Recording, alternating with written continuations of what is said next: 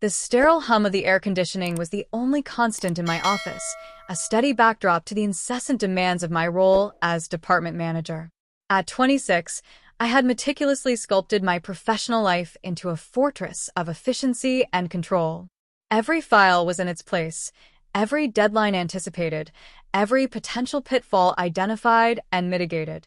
My workspace, with its minimalist decor and meticulously organized desk, was a reflection of my inner world, precise, ordered, and, if I was being honest, a little distant. It had to be. After what I'd been through, leaving any room for error, especially emotional ones, felt like an act of self-sabotage.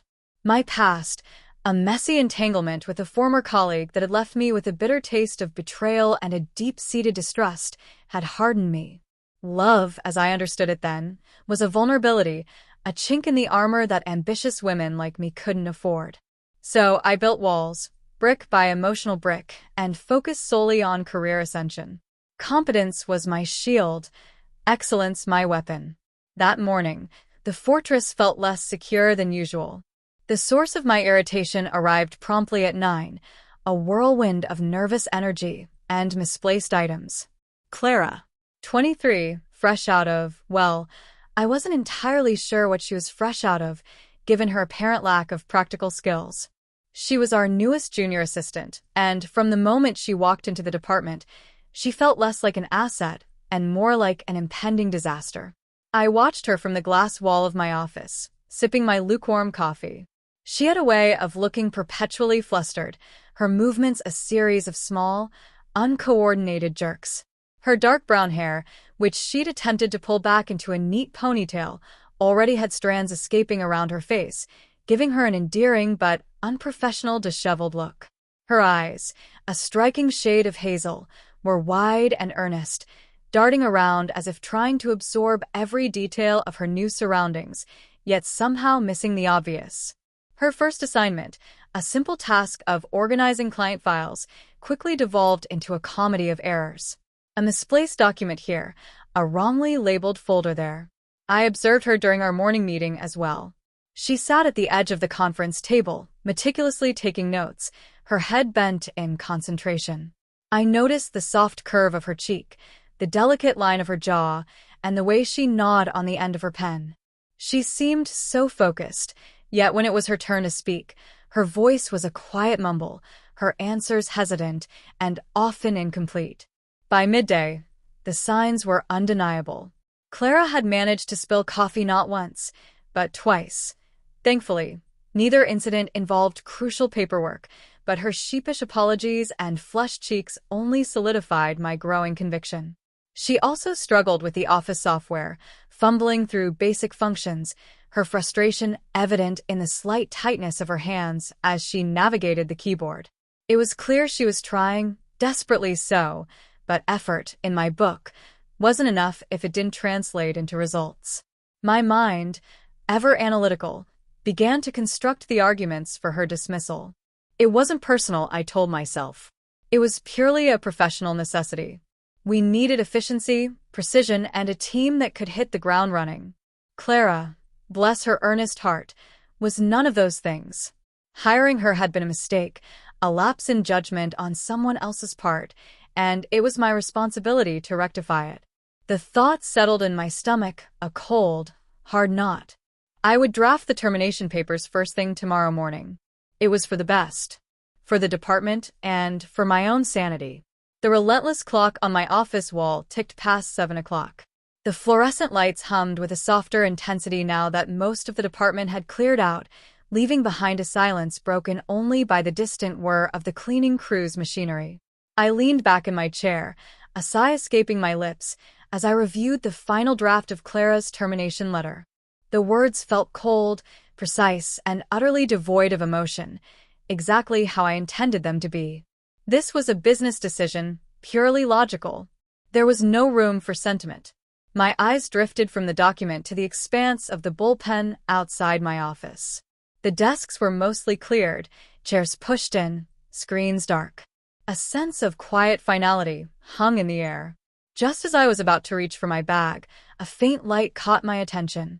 A desk lamp, still glowing, casting a warm pool of light onto a single workspace near the far window. Clara's desk. My brow furrowed. I had assumed she'd left hours ago, probably in a daze after another day of minor mishaps. Curiosity, a rare indulgence, tugged at me. I pushed open my office door, the soft click echoing in the stillness, and walked towards her desk. Clara was there, hunched over, her shoulders slightly rounded, a picture of quiet determination. She wore the same blouse she'd had on earlier, now slightly rumpled. The escaping strands of her dark brown hair were even more disheveled, framing her face. She was meticulously, painstakingly, attempting to correct the client file organization she had botched earlier that day. Her fingers moved slowly, carefully, cross-referencing names against a thick manual laid open beside her. The manual itself was a testament to her struggle. Its pages were dog-eared, covered in hurried annotations, and highlighted in a rainbow of colors, as if she was trying to absorb every word. The scene struck me with an unexpected force. It wasn't a grand gesture, no heroic save. It was just a young woman, stubbornly refusing to surrender, trying to fix a mistake that I had already deemed unforgivable. My initial assessment of her as clumsy and incompetent had been absolute, rigid category into which I'd shoved her without a second thought. But this quiet persistence, this stubborn refusal to go home until she had wrestled a small victory from a day of defeat, it didn't fit my narrative. I felt a subtle shift inside me, a tiny crack in the carefully constructed facade of my professional judgment. It wasn't pity. It was something akin to a grudging respect, an unexpected recognition of a spirit I hadn't bothered to look for. In my past, after the betrayal that had splintered my trust, I'd been quick to judge, quicker to dismiss. I'd learned to rely only on myself, to expect nothing less than perfection from others and absolute self-sufficiency from myself. Seeing Clara, not just failing, but trying so hard to unfail, stirred a forgotten memory. A fleeting image of my own early days, the overwhelming pressure, the long nights spent poring over textbooks, trying to prove my worth. The mistakes I had made, the times I almost gave up. I stood there for a long moment, unobserved, watching her. Her brow was furrowed in concentration, a faint light catching the delicate curve of her nose. Her lips were pressed together, a small, resolute line. She wasn't looking for praise or recognition. She was simply working. The termination letter in my bag felt suddenly heavy, its cold words less justified than they had moments ago. The pragmatic part of me still argued for efficiency, for cutting losses. But another, quieter voice, one I hadn't listened to in years, whispered about potential, about the resilience evident in those hunched shoulders. I turned away from her desk, walking back to my office with a slower, more contemplative pace. I picked up the letter again, my thumb tracing the perfectly aligned text.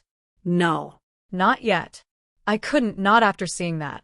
It would be a disservice, not to her, but to the faint flicker of possibility I had just witnessed. The next morning, the air in the department felt crisp, new. Clara arrived looking a little more tired, but with a renewed, albeit still cautious, sense of purpose. As she passed my office, I caught her eye. She offered a shy, uncertain smile. I gave a small nod in return, then cleared my throat. Clara, I called, my voice betraying none of the internal debate of the previous night. A word, please. She approached my desk hesitantly, her hazel eyes wide, probably expecting the worst. My expression, I knew, was as unreadable as ever. Your file organization yesterday, I began, watching her face fall slightly. It needs significant improvement. But I also noticed you stayed late to address it. Her gaze met mine, a flicker of surprise mixed with a subtle defensiveness. I was just trying to fix it, Ms. Adeline. I know I messed up. Yes, you did. I acknowledged, my tone still even. But you also showed initiative to correct your mistakes. That's a quality I value. I paused, letting the words hang in the air. I'm willing to give you a chance, Clara. A proper chance. I'll personally walk you through some of our processes, help you understand the workflow better. Consider it an investment. I expect you to apply yourself rigorously." Her eyes widened further, a mixture of relief and disbelief washing over her features. A faint flush touched her cheeks. "Thank you, Ms. Adeline. I won't let you down." I offered another curt nod, already turning back to my screen. "Let's hope not." The words were dismissive, professional, but underneath, something had shifted. I had made a decision that went against my own rigid rules. I was extending a lifeline, not out of charity, but out of a sudden, unexpected conviction that there was more to Clara than met the eye. And perhaps a tiny part of me, dormant for so long, yearned to be proven wrong about my own cynicism. The mentorship began with the same meticulous precision I applied to every aspect of my work. My office transformed from an isolated command center to a temporary classroom. Clara would sit opposite me, at the small guest table, her notebook open, a fresh pen poised. I taught her with a methodical approach, breaking down complex tasks into manageable steps, explaining the why behind each procedure, not just the how. My voice remained calm, steady, rarely betraying frustration even when she struggled with a concept for the third or fourth time. It was a professional endeavor, an investment of my time, and I expected a return. She was a diligent student, if a bit slow to grasp certain nuances. I'd watch her, my gaze analytical, as she absorbed information. Her brow would furrow slightly when a new piece of information clicked into place, a tiny line appearing between her eyebrows. Then, her hazel eyes would clear, and a soft, almost imperceptible nod would signal her understanding. She took copious notes, her handwriting surprisingly neat, filling pages with diagrams and reminders. There was no pretense in her efforts, no grandstanding. Just a quiet, earnest desire to learn. I noticed the small details. The way she chewed on her lower lip when she was concentrating, the gentle hum she sometimes made when reviewing a document, a soft, almost melodic sound that would occasionally break the office silence. Her hands, which once moved with uncertainty, now moved with a growing confidence as she navigated the software, though still with a deliberate care. When she finally mastered a particularly tricky spreadsheet formula, a small, genuine smile would grace her lips, a momentary flash of unadulterated triumph that was entirely her own. It wasn't a smile directed at me for approval, but a quiet celebration of her own growth. These observations, at first, were purely professional. I was assessing her progress, tracking her development. But as the weeks unfolded, they began to shift, subtly, imperceptibly, into something more. I found myself noticing the way the sunlight caught the escaping strands of her dark brown hair, turning them into threads of warm amber. Or the particular shade of green that sometimes surfaced in her hazel eyes when she was particularly focused, a deep, mossy hue that was quite captivating. One afternoon, while demonstrating a new data entry system, I leaned closer to point out a field on her screen. I caught the faint, clean scent of her perfume, something light, floral, unassuming. For a fleeting second, I found myself pausing, a strange, unfamiliar awareness settling over me. I quickly straightened, dismissing it as a momentary distraction. It was merely a professional interaction, I reminded myself, nothing more. Her improvements, while not revolutionary, were consistent. She was no longer spilling coffee. Client files were organized correctly, sometimes even proactively. Her voice, though still soft, had gained a touch more confidence during team meetings. She began to anticipate my needs, having documents ready before I even asked, her quiet efficiency starting to blossom. I felt a grudging respect grow within me, slowly replacing my initial professional disappointment. Clara wasn't a flash in the pan. She was a slow burn, a steady accumulation of effort. She possessed a resilience I hadn't initially perceived, a quiet strength that underpinned her sometimes clumsy exterior. One day, after a particularly demanding project had been successfully completed thanks to her diligent support, I found myself offering a rare compliment. "That was well done, Clara.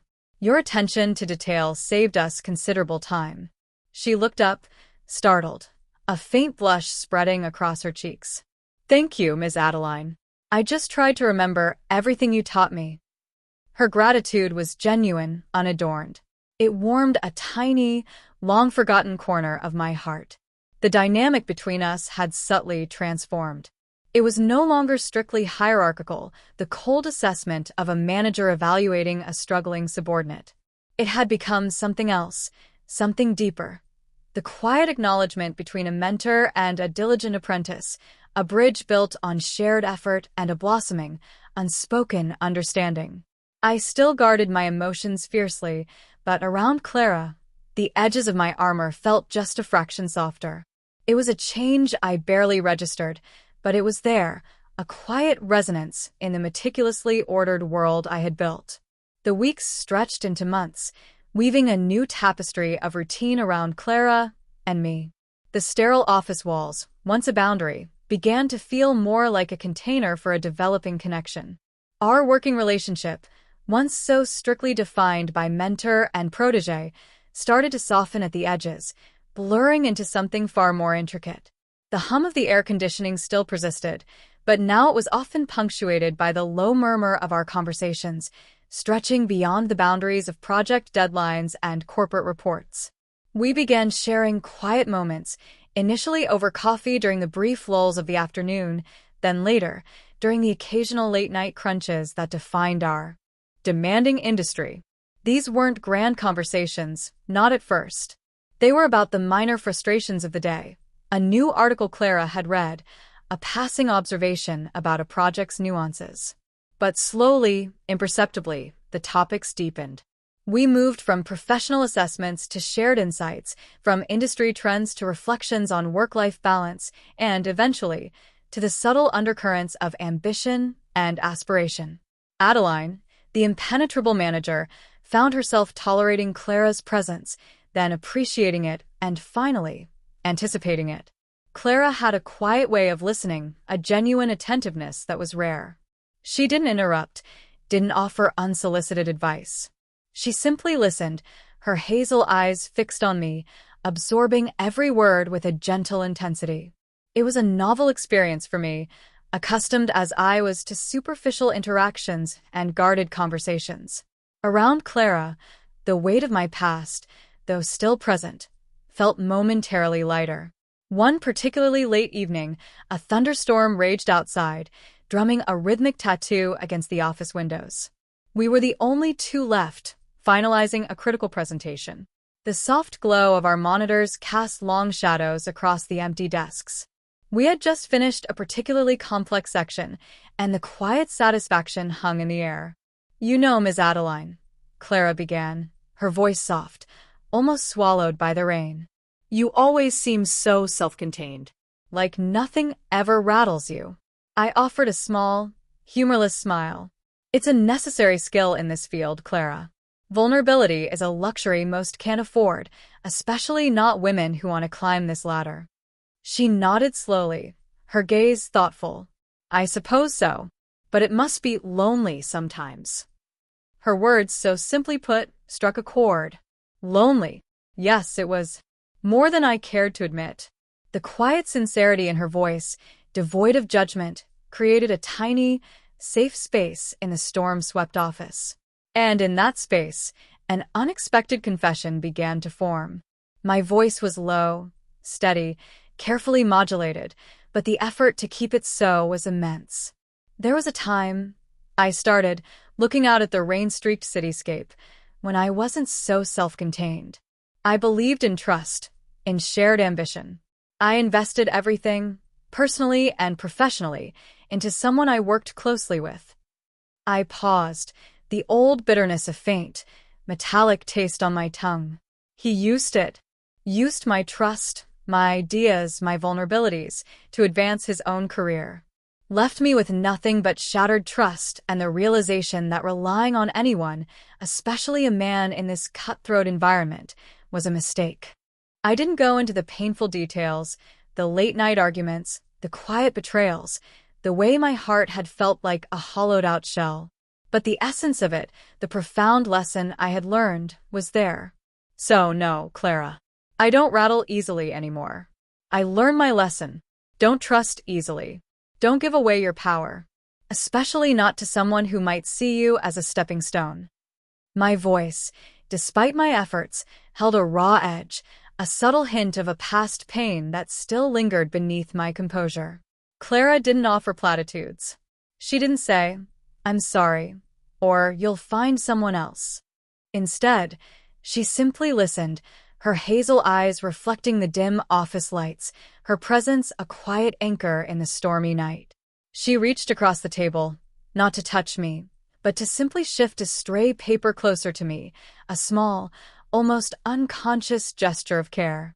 Her silence, so full of empathy, was surprisingly comforting. It was a silence that understood, that didn't judge, that simply held space for my pain. A strange sense of relief washed over me. It wasn't the cathartic release of a sob, but a quiet loosening of a knot I hadn't realized was so tight. I attributed it to the simple act of unburdening myself, to finally voicing a truth I'd kept locked away for so long. I was Adeline, the self-sufficient manager, and this was just a professional colleague listening. I told myself that. But deep down, a nascent, tender connection had just been forged, unknowingly beginning the subtle process of healing. The fortress had a new, tiny crack in its formidable walls, and a gentle light was beginning to seep through. The quiet confession, shared amidst the drumming rain, marked a profound shift. It was a subtle, almost imperceptible tremor beneath the carefully constructed surface of my professional life. After that evening, the analytical lens through which I viewed Clara began to crack and splinter, revealing a much softer, more compelling image underneath. My previous assessments of her competence, her growth, while still valid, now felt superficial, inadequate. I started to see her, truly see her, beyond the metrics of her performance. I noticed the way her lips curved into a small, genuine smile when she finally understood a complex problem, a smile that crinkled the corners of her hazel eyes, making them sparkle with a quiet triumph. I noticed the thoughtful tilt of her head when she was deep in concentration, the way a stray lock of dark brown hair would fall across her forehead, and the unconscious gesture she made to push it back. The clean, floral scent of her perfume, once a fleeting distraction, now brought a peculiar sense of calm whenever she was near. It was no longer just the smell. It was her smell, distinct and comforting. These observations were no longer about managing an employee. They were about a nascent, undeniable attraction, a pull I hadn't anticipated and certainly hadn't invited. My internal world, once so rigidly compartmentalized, began to experience unfamiliar feelings. A strange flutter of anticipation would stir in my chest when I heard her footsteps approaching my office. A lingering awareness of her proximity would settle over me whenever we worked side by side, a subtle warmth that had nothing to do with the office heating. These feelings were unsettling, a direct challenge to the emotional defenses I had painstakingly erected over years. My past trauma, the betrayal that had hardened me, had taught me that vulnerability was dangerous, love a weakness. Yet, here I was, experiencing an undeniable resonance with a woman, a junior colleague, who had slowly, gently, chipped away at my cynicism with her earnest spirit and quiet strength. The irony was not lost on me, even as I fought against the tide of these burgeoning emotions. I had warned her about men, about the dangers of misplaced trust, only to find myself drawn into an unexpected, profound connection with her. I'd find myself unconsciously drawn to her gentle nature, the way she handled even the most frustrating situations with a quiet grace. Her steady presence, once just a reliable element of my work life, had transformed into a quiet solace. I realized, with a startling clarity that both thrilled and terrified me, that I felt a sense of peace around Clara that I hadn't experienced in years. It was a deep, calming sense of quiet that settled over me, a balm to wounds I thought were permanently scarred. Slowly, unknowingly, Clara was healing the old wounds, not by grand gestures, but by simply being herself, present, empathetic, and quietly strong. One afternoon, a particularly stressful client call left me feeling drained and irritable. I retreated to my office, closing the door, leaning my head against the cool glass of the partition. A few moments later, a soft knock. It was Clara. She didn't ask if I was okay, didn't offer advice. She simply placed a freshly brewed cup of herbal tea, just the way I liked it, on my desk, along with a small, handwritten note. Take a breath. You've got this. Her thoughtful gesture, so simple yet so profound in its understanding, brought a lump to my throat. I looked up, meeting her gaze across the desk. Her hazel eyes held a quiet warmth, an unwavering compassion that saw through my carefully maintained composure. In that moment, the last vestiges of my emotional armor felt like they were dissolving. The fortress was crumbling, not violently, but gently, yielding to a force I had never known I needed. It was then, in that quiet exchange, that I truly acknowledged the profound gravity pulling me towards her, a gravity that promised not a fall, but a soaring. The weeks that followed were infused with an unspoken intensity, a vibrant, hidden current flowing between Clara and me. The office, once a place of strict professional detachment for me, now crackled with an almost tangible tension whenever we were in the same room. Our conversations, though still primarily work-related, carried an added layer of meaning, a subtext understood only by us. Our gazes lingered, a silent language passing between us, acknowledging the undeniable shift in our dynamic. I found myself anticipating her thoughts, often completing her sentences in meetings, our minds working in an almost uncanny synchronicity. Every shared glance, every soft smile, every moment of proximity felt charged with a quiet energy. My heart, which had been so careful, so guarded for so long, now beat with a rhythm that felt both exhilarating and terrifying. The healing Clara had unknowingly initiated was deepening, transforming into something more profound, a burgeoning love that defied all my carefully constructed boundaries. One late Tuesday, we found ourselves immersed in a particularly complex market analysis project. It was one of those projects that demanded every ounce of our collective focus, pushing us to the limits of our analytical capabilities. We worked in my office, surrounded by charts and data, the city lights twinkling outside the large window. Our heads were close together, discussing projections, dissecting figures, our fingers occasionally brushing as we pointed to different data points on the screen.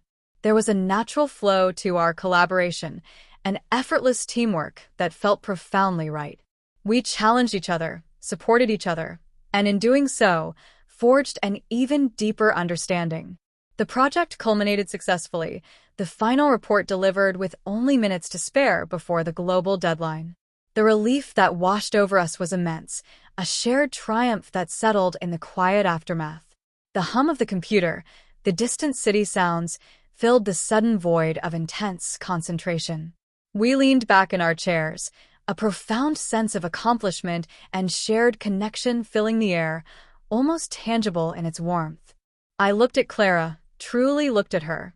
Her face, softened by the computer glow, was flushed with a mixture of exhaustion and exhilaration. Her dark brown hair was a little disheveled, but in that moment, she looked more beautiful than I had ever seen her. Her hazel eyes, wide and bright, met mine, mirroring the same quiet exultation. In that quiet moment, the unspoken tension, the undeniable pull, became too potent to ignore. Clara, her hand resting on the edge of the desk between us, brushed lightly, almost tentatively, against my arm, a fleeting touch, yet it sent a jolt through me, a silent affirmation of the raw emotion swirling between us. It was a gesture of quiet support, of shared victory, but it was also so much more. It was an invitation. My breath hitched. The world seemed to narrow, focusing only on her, on the warmth of her touch. Every carefully constructed wall, every defense, every rationalization I had built, crumbled in that singular, exquisite moment. All that was left was the overwhelming, undeniable truth of my feelings for her. I leaned in, drawn by an irresistible force, my eyes searching hers for confirmation, for a sign that I wasn't misreading this profound, terrifying moment. Her gaze held mine, unwavering, filled with a tender understanding that dissolved all my lingering doubts. Our lips met in a soft, tentative touch. It was not a kiss born of sudden passion, but a culmination of weeks of unspoken yearning, of quiet understanding, of gentle healing. It was a question and an answer, a fragile promise in the stillness of the night. Her lips were soft, and for a brief, quiet moment, the world outside my office ceased to exist. There was only Clara and the profound, exhilarating sensation of finally, truly letting go. The kiss was brief, a mere whisper of connection, but its impact was seismic. When we finally pulled apart, only inches separating us, the air between us shimmered with a new, potent energy. My heart, once encased in ice, now thrummed with a fragile, exhilarating hope. The world, once a place of guarded solitude, felt irrevocably changed. A dam had broken, and a river of emotion, long suppressed, was finally flowing free. My journey of healing had found its most unexpected and most beautiful destination. The air in the office felt different after that night, charged with a thrilling secret known only to us. Our relationship, now explicitly romantic, retreated into the shadows of discretion. At work, our interactions were outwardly professional, maintained with a carefully practiced facade of formality. But underneath, a vibrant current of shared affection, of knowing glances and subtle touches beneath the conference table, flowed steadily, strengthening our bond with every passing day. For me, this new dynamic was a tumultuous journey. My mind, ever analytical, grappled with the complexity of my feelings and the implications of a same-sex relationship, especially within our conservative corporate environment. The fear of vulnerability, a lesson deeply ingrained from my past, resurfaced in new ways. How could I trust so completely again after such profound betrayal? How could I expose myself, and now Clara, to potential judgment and disapproval? The corporate ladder, once my sole focus, now seemed less significant than the fragile, precious connection we were building. Every quiet moment we shared outside of work, every late-night phone call, was a step further into uncharted emotional territory for me, a terrifying yet irresistible dance with trust. Clara, remarkably, remained a beacon of calm and understanding. Her quiet strength was a stark contrast to my internal storms. She navigated my moments of doubt with unwavering patience, her hazel eyes holding a steady, reassuring light. She never pushed, never demanded. Instead, her presence was a quiet anchor, providing me with the stability I desperately needed to navigate my internal turmoil. Her non-judgmental acceptance, her gentle way of simply being there, helped me confront the fears that had shackled me for so long. She didn't try to fix me. She simply loved me. And in that love, I found myself slowly, tentatively, beginning to heal in ways I hadn't known were possible. We developed our own language of subtle cues. A quick, reassuring glance across a crowded room. A brush of hands as we passed a document. A small, knowing smile exchanged when a colleague made a particularly obtuse comment. These weren't overt displays of affection, but private affirmations, tiny declarations of our hidden reality, strengthening our bond in the face of our perceived need for discretion. Each small act, each shared secret, wove us closer together, creating an intimate world that felt entirely our own. I began to realize the profound depth of Clara's empathy. She seemed to understand my unspoken fears, my lingering insecurities, without me having to articulate them. When I'd grow distant, caught in a spiral of old anxieties, she wouldn't press. Instead, she'd leave a thoughtful note on my desk or bring me my favorite herbal tea, her quiet gestures speaking volumes. She was showing me, through her actions, what true, unconditional support looked like. One evening, after a particularly challenging day at the office where I felt my composure slipping, I found myself confiding in her about my fears of being discovered, of the potential professional repercussions. Clara listened, her hand resting softly on my arm as I spoke. "Adeline," she said softly, her voice a balm to my frayed nerves, I understand it's scary, but what we have, it's real. And if people can't see that or choose to judge it, that says more about them than it does about us. She looked directly into my eyes, her gaze steady. I'm not going anywhere. We'll figure it out together. Her unwavering resolve, her quiet confidence, was a revelation.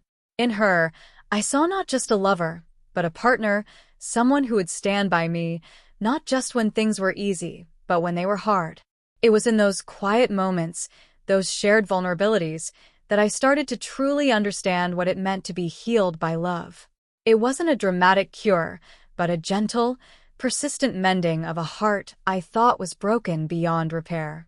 My life, once defined by walls and defenses, was slowly, beautifully, being redefined by connection, by trust, and by a love that felt utterly, thrillingly right. The carefully constructed illusion of discretion, like all such illusions, began to fray at the edges. While we never made overt gestures in the office, the subtle changes in our demeanor, the quiet intensity of our shared glances, the natural way we gravitated towards each other during team discussions, these small shifts did not go unnoticed. Whispers started, subtle at first, like leaves rustling in a distant breeze, then growing louder, more insistent, transforming into uncomfortable murmurs whenever we entered a room together. I felt their gazes, sharp and probing, dissecting our every interaction. The office atmosphere, once a predictable environment, became heavy with unspoken judgments. Colleagues who once engaged me in casual conversation now averted their eyes or offered stiff, clipped responses. While no direct accusations were made, the chill in the air was palpable. It was a silent, insidious form of pressure, confirming all my past anxieties about the dangers of vulnerability, especially in a professional setting. The corporate world, I realized, was far more rigid and less accepting than I had convinced myself it might be. The external pressures intensified beyond the office walls. My family, traditional and deeply rooted in conventional expectations, began to express their concerns with increasing frequency and severity. Casual Sunday dinners became uncomfortable interrogations, veiled criticisms about my life choices, about the unconventional path I seemed to be taking. My mother's worried frowns, my father's disapproving silences, they were like constant, tiny pinpricks, exacerbating my internal conflict. They spoke of my future, of expectations, of what was right, their words heavy with the weight of generations of ingrained beliefs. Each conversation was a battle against their well-meaning but ultimately stifling love, chipping away at my resolve, making me question if I was strong enough to face such a concerted front. This relentless pressure, both from the office and my family, became a crucible for Clara and me. Instead of driving us apart, it forged our bond tighter, purer. We found solace and strength in our shared commitment, in the knowledge that we were facing these challenges together. Our evenings, once filled with light-hearted conversation, now often involved long discussions about how to navigate the subtle hostilities, how to protect our relationship from the external world. I felt a surge of protectiveness towards Clara, a fierce, almost primal desire to shield her from the negativity that now seemed to surround us. Her unwavering belief in us, her quiet resilience, became my anchor in the storm. One evening, after a particularly draining week of subtle snubs at work and a tense call with my mother, I sat in my apartment, feeling the full weight of it all. The sense of living a double life, of constantly guarding our truth, was exhausting. Clara sat beside me, her hand resting softly on my palm. "It's getting harder, Clara," I confessed, my voice barely a whisper. The whispers, the looks, my family. "It's relentless." She squeezed my hand, her eyes filled with understanding. "I know, Adeline. I feel it too. But we're not doing anything wrong. We're just loving each other." Her simple words, so full of conviction, momentarily quieted the storm within me. But the reality remained. The constant pressure, the feeling of being judged, scrutinized, of having to hide a fundamental part of myself and my happiness, was taking its toll. It was slowly suffocating the joy out of our nascent love. threatening to erode the very foundation we were so carefully building. I looked at her, at the quiet strength etched in her features, at the unwavering love in her eyes. And in that moment, a profound realization settled over me, cold and clear as mountain air. Our happiness, our ability to truly thrive, required a drastic change. We couldn't build a life, a true life, hiding in the shadows. We needed a new beginning, a space where our love could breathe, free from the societal pressures and expectations that constrained us here. The breaking point had arrived, and with it, a terrifying, yet liberating, decision began to form in my mind. The realization, once a chilling thought, solidified into an unwavering conviction. The old Adeline, the one who meticulously climbed the corporate ladder, would have scoffed at the idea of sacrificing a prestigious career for anything as nebulous as happiness or love. But the new Adeline, the one whose heart had been gently mended by Clara's quiet strength, knew with absolute certainty that this was the only path forward. My identity, once inextricably linked to my professional achievements, was now interwoven with something far more profound. After weeks of agonizing deliberation, of countless late-night conversations with Clara, tracing maps of distant cities, researching new industries, and calculating potential risks, the decision was made. I would resign. The word hung in the air, heavy with consequence, yet also infused with a strange, exhilarating lightness. It was a testament to the profound love I felt for Clara and a dramatic, definitive shift from my previous self-reliant, career-first ethos. This was not merely leaving a job. It was shedding an entire identity, a self-imposed prison of ambition and guarded emotion. The day I delivered my resignation letter to HR, my hands were steady, my voice calm and composed. Outwardly, I was the picture of professional detachment. Internally, however, a whirlwind of emotion raged. It was a farewell to a significant chapter of my life, a chapter defined by hard work, isolation, and a relentless pursuit of external validation. As I walked through the familiar corridors, saying my goodbyes to colleagues, some genuinely surprised, others perhaps silently understanding, I felt a pang of nostalgia, but no regret. Each handshake, each polite exchange, was a severance of old ties, paving the way for something entirely new. Clara was my unwavering shadow during this tumultuous period. Her presence was a constant source of reassurance, a quiet anchor in the swirling uncertainty. She didn't try to dictate my choices, but her quiet faith in our future, her readiness to embrace the unknown with me, was a powerful force. "Are you sure about this, Adeline?" she had asked me one evening, her hand resting softly on mine. "This is a big step." I had looked into her eyes, those beautiful, earnest hazel eyes that had first caught my attention in such a different context. "I'm sure, Clara. More sure about this than I've been about anything in a long time. I want to build a life where we don't have to hide, where we can just be ourselves together."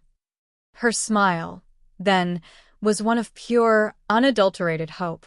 "Then I'm with you. Wherever you go, I go." Those words, so simple, so profound, solidified my resolve. We meticulously planned our move to a new city, miles away from the whispers and judgments, a place where our love could flourish in the open. We spent evenings poring over real estate listings, discussing job prospects, imagining the possibilities. It was a bold, terrifying, and exhilarating step into the unknown. We were stepping off a cliff, hand in hand, trusting only in each other and the nascent strength of our bond. Leaving behind the familiar, the secure, was daunting. My office, once a symbol of my controlled world, was now packed into boxes. As I took one last look around, the sterile hum of the air conditioning still present, I felt a strange sense of liberation. The walls, once a fortress, now felt like a cage I was finally escaping. I was no longer the Adeline defined by ambition and trauma, but a woman choosing vulnerability, choosing love, choosing a future where my heart, not just my career, could lead the way. The leap felt immense, but with Clara by my side, holding my hand, it also felt like the most natural, most inevitable decision I had ever made. The journey to our new city was a blur of highway miles and shared anticipation. The landscape outside the car window changed with every passing hour, a visual metaphor for the new chapter we were eagerly embracing. As we crossed the city limits, a tangible sense of relief washed over me. The air here felt different, lighter, charged with possibility. It was a clean slate, a place where our love could breathe, unobstructed by the shadows of the past. We found a charming apartment with large windows that let in an abundance of natural light, and we spent the first few weeks transforming it into our home. Unpacking boxes felt less like a chore and more like an act of creation, each item placed with intention, weaving together the fabric of our new life. There was a quiet, profound joy in these simple acts, arranging books on a new shelf, choosing curtains, deciding on the perfect spot for Clara's thriving houseplants. This space, unlike my sterile office of old, was filled with warmth, with shared dreams, and with the vibrant energy of two lives intertwining. As I sat on our balcony one evening, watching the sunset paint the new skyline in hues of orange and purple, I reflected on the incredible journey that had brought me here. The guarded, cynical manager, so focused on career ascension and emotional self-preservation, now felt like a distant echo. Clara, the clumsy new hire I had once intended to dismiss, had become the anchor of my world, the gentle force that had guided me toward healing and a deeper understanding of myself. She hadn't just changed my life, she had helped me reclaim it, to open myself up to a kind of happiness I had once deemed impossible. My past trauma, though still a part of my story, no longer defined me. It was a scar, yes, but a faded one, a testament to the battles I had fought and the healing I had found. Clara hadn't just soothed the wounds, she had shown me that vulnerability wasn't a weakness, but a profound strength, especially when shared with someone who truly saw and cherished you. Our relationship continued to deepen, characterized by mutual respect, unwavering understanding, and a love that grew richer with each passing day. We were still learning from each other, our differences now strengths that enriched our shared life. Clara, with her quiet resilience and thoughtful nature, taught me patience and the beauty of quiet observation. I, in turn, helped her to find her voice, to trust her instincts, and to embrace her own formidable capabilities.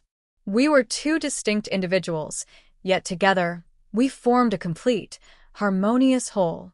Clara emerged onto the balcony, a steaming mug of tea in her hands. She smiled, a soft, genuine curve of her lips that still sent a quiet thrill through me. Her dark brown hair, catching the last rays of sunlight, seemed to glow. She sat beside me, her hand finding mine, her fingers lacing naturally with mine. The warmth of her touch, the quiet comfort of her presence, was everything. "Penny for your thoughts?" she murmured, her voice soft, content. I squeezed her hand, a profound sense of peace settling over me. "Just thinking about how far we've come. How lucky I am." She leaned her head on my shoulder, a comfortable weight. "We both are, Adeline. We really are." I turned my head, my gaze meeting hers. Her hazel eyes, so full of love and understanding, reflected the shimmering cityscape before us. I leaned in, our foreheads resting gently together for a moment, a quiet, intimate acknowledgement of the journey we'd shared and the future we were building. It was a moment that spoke not of grand beginnings or dramatic endings, but of an evolving future, open and boundless. Our story wasn't a conclusion, but a beautiful, ongoing journey of discovery, of enduring love, stretching out towards a horizon filled with endless possibilities. We were home, not just in a new city, but in each other.